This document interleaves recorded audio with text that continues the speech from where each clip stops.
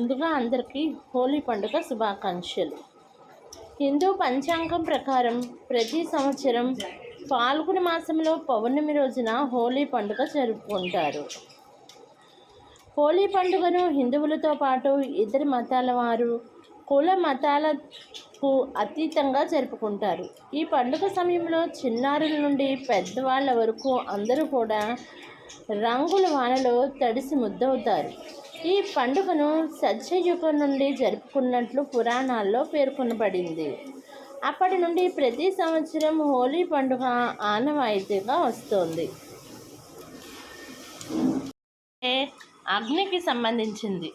దీన్నే హోళికా పూర్ణిమ అని కూడా అంటారు. ఈ సమయంలో కాముని దహనం, డోలికోత్సవం వేడుకలు జరుపుకుంటారు.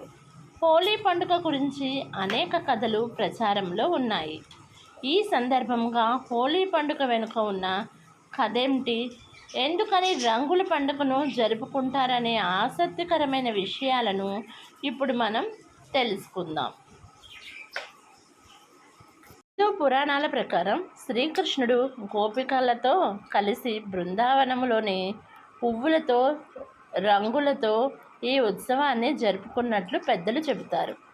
రంగులు, పువ్వులు ఒకరిపై ఒకరు చల్లుకోవటం వల్ల స్నేహబంధాలు, ప్రేమ, సౌభాగ్యాలు పెరుగుతాయన్నది చాలామంది నమ్మకం. దీన్నే డోలోత్సవం లేదా డోలికోత్సవం అని కూడా అంటారు. కృతయుగంలో సూర్యవంశానికి చెందిన రఘునాథ అనే రాజు తన సామ్రాజ్యాన్ని పాలిస్తూ ఉంటాడు.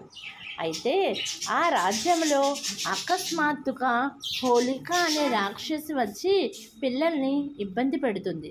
దీంతో అక్కడి ప్రజలందరూ ఈ సమస్య నుంచి గట్టెక్కించమని రాజుగారిని వేడుకుంటారు. అయితే ఆ సమయంలో అక్కడే ఉన్న నారద మహర్షి ప్రతి సంవత్సరం పాల్గొన్న పౌర్ణమి రోజున హోళికను పూజిస్తే సమస్యల నుండి ఉపశమనం లభిస్తుందని చెబుతారు.